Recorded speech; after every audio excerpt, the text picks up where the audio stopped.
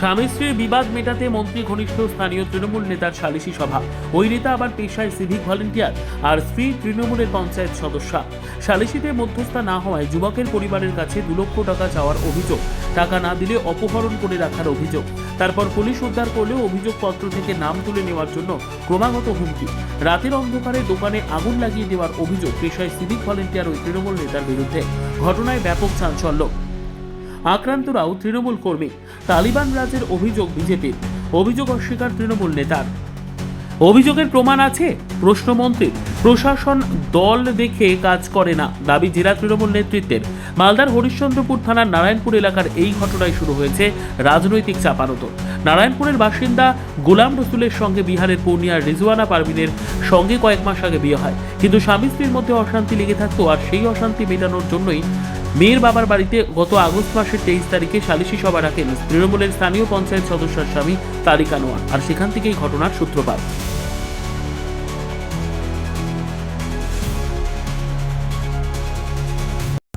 ঘটনা হলো যে আমার ছেলেকে অপহরণ করেছিল, তারিক মেম্বার দায়িত্ব নিয়েছিল। কিসের দায়িত্ব নিয়েছিল? দায়িত্ব নিয়ে সমাজে আমি সমাধান করে নেবো, মানে বিচার সালিশ করে নেবো। না পারি যদি তাহলে আমি থানায় জমা দেবো ছেলেকে। এবার থানাতে জমা না দিয়ে ও যেখানকার ছেলে থেকে আসছিল অপহরণ হয়ে ওখানে পৌঁছে দিয়েছ। এবার আমি বলছি আমার ছেলে কটার সময় আসবে, বলছে 4টার দিকে। 4টা পর্যন্ত থানায় থাকলাম, কোনো খবর হলো না। তারপরে পরে খবর আসে যে ছেলে এসেছিল, ওখানে ছেলে পৌঁছে গেছে।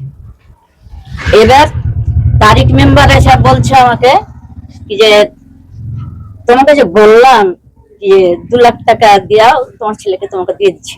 2 লাখ টাকা কে চেয়েছিল? তারিক মেম্বার। কিসের জন্য চেয়েছিল টাকা? ওটা ঘুষ। আচ্ছা, ঘুষ চেয়েছিল। হ্যাঁ, আমি ঘুষ দিব না কাউকে। এই তারিখটা কে? আমাদের গ্রামের মেম্বার। হ্যাঁ, মেম্বার। ও স্ত্রী লোক তো মেম্বার হয়েছিল। হ্যাঁ, ওর স্বামী। আচ্ছা, তারপরে আমাকে এসে ধমক দিছে কি আমার নামটা উঠিয়ে দাও। কিসের? আমি ওর থানায় নাম দিয়েছেন, ওই যে ছেলেকে অপহরণ করে গেছে। আচ্ছা, কিডন্যাপ করেছে ওই জন্য। তখন বলছে ধমক দিয়েছে কি যে আমার নামটা উঠিয়ে দাও, তোমার নাম আমাকে ছেলেটা এনে দাও, তোমার নাম উঠিয়ে দেবো। বলছে তুমি আমাকে কথা দিলে তো ছেলে উঠিয়ে দাও, তোমার ছেলে আমি উঠাও না, আগে নাম উঠাও। এটা কেমন কথা, নাম উঠাবো আগে ছেলে দাও আমাকে। তখন বলছে তুমি আমার কি একটা অপরাধ করলে, তোমার 4 থেকে 3 গুণ অপরাধ তোমাকে দেখিয়ে ছাড়বো আমি। আজকে দেখিয়ে দিলে কিন্তু ওটাও কি করলো? আজকে আগুন লাগিয়ে পুড়িয়ে দিল, সব ধ্বংস করে দিল আমার ছেলের দোকান। কপালে কি তুই যদি আমাদের নাম ফুটিস তো তোকে যখন পাবো যে সময়তে হোক উঠিয়ে লোকে তোকে হজম করে দেবো। এমনি বলছে? হ্যাঁ, এরকম বলছে। তার ছেলের দোকান ঘর সব পুড়িয়ে দিয়েছে, আজকে থানায় অভিযোগ দায়ের হয়েছে। ওটা কেউ প্রমাণ করতে পারবে যে ওই আছে? কিন্তু পরিবারের সদস্য, আমি সে পরিবারের সদস্য বলতে পারে, আমার সাথে তোর আক্রোশ থাকলে পারে তুই বলতেই পারবি না, কিন্তু কিন্তু পরিবারের আগুন লাগাবো তো আবার ভালো কাজ না, এটা তো একটা বিরাট একটা পাপের কাজ। কিন্তু পরিবারের সদস্য পাপের কাজ, যে আগুন লাগাবে ও হাত পায়ে ওরও হয়ে যায়। কিন্তু এইগুলো কাজ ওটা প্রশাসনের ব্যাপার, ওটা প্রশাসন দেখছে। আচ্ছা, পরিবারের লোকরা যেটা অভিযোগ করছে যে মন্ত্রীর নাম নিয়ে, আমি অভিযোগ সবটাই অভিযোগ ভিত্তিক, প্রশাসনের কাজ প্রশাসন করবে না, পরিবারের লোক যেটা বলছে যে মন্ত্রীর নাম ভাঙিয়ে এলাকায়, পরিবারের লোক আমারও নাম বলতে পারে, তোমারও নাম বলতে পারে, সবারই নাম বলতে পারে। এটা একমাত্র প্রশাসন দেখবে। যদি এই ধরনের ঘটনা আমি সকালে গিয়ে দেখেছি, কিন্তু এটা একদম মানা যায় না। যদি কেউ বা কারা করে থাকে, একদম মন নাই, এটাকে আমি সাপোর্ট করছি না।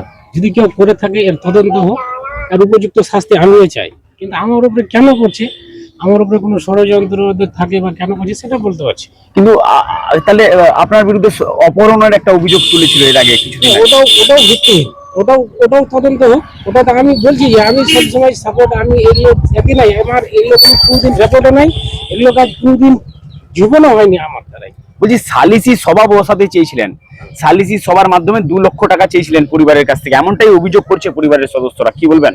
একদম ভিত্তিহীন। এটা কোনো প্রমাণ সাপেক্ষে যদি হয়, যা শাশুড়ির সেই পরিবারের এক ছেলেকে অপহরণ করে নিয়ে চলে যাওয়া হয়েছিল বিহারের দিকে, সেটা বিহারে কি ঘটনা ঘটেছিল? সেটা বিহারে ছিল, কিন্তু এই ব্যাপারে আমি চেষ্টা করেছিলাম এটাকে মীমাংসা করে দেওয়ার জন্য, কিন্তু ওটা মানে গ্রামে সালিসি ডেকে, সালিসি ডেকেছিল, ওরাই ডেকেছিল, ওরাই আমাকে ডেকে নিয়ে গেছিল। আচ্ছা। আমি ওটা চেষ্টা করেছিলাম সমাধান করে দেওয়ার জন্য, কিন্তু সেটা হয়নি। আমার চেষ্টা আমি ব্যর্থ হয়ে গেছি এই জায়গাতে। 2 লক্ষ টাকা চেয়েছিলেন আপনি? একদম কিছু না, 1 টাকাও বলতে পারবো না। দেখুন, সারা রাজ্যের মধ্যে তালিবানি শাসন চলছে। এই তৃণমূল কংগ্রেস যবে থেকে ক্ষমতায় এসছে পশ্চিমবঙ্গের মধ্যে, তবে থেকে শুরু হয়েছে তালিবানি রাজ। সুরক্ষিত সাধারণ মানুষ কেউ নয়, মহিলাও নেই, শিশুও নেই, সাধারণ মানুষও কেউ নেই। এমনকি তাদের দলের কিছু সংখ্যক নেতা কর্মীরাও নেই। তার কারণ যাদের প্রভাব আছে তারা কি করছে, আরেক গোষ্ঠীর উপর চড়াও হচ্ছে। মারছে তৃণমূল, মরছে তৃণমূল। কোন তৃণমূল মারছে? প্রভাবশালী তৃণমূল মারছে। যে মন্ত্রীর ঘনিষ্ঠ সে মারছে দুর্বল প্রকৃতির যে তৃণমূল কর্মী, তাকে উচিত। মানুষ সেই জন্য ঠিক করেছে যে এই সরকারকে বিতাড়িত দিতে হবে সুস্থভাবে বাঁচার জন্য। ব্যুরো রিপোর্ট, উত্তর বাংলা সংবাদ।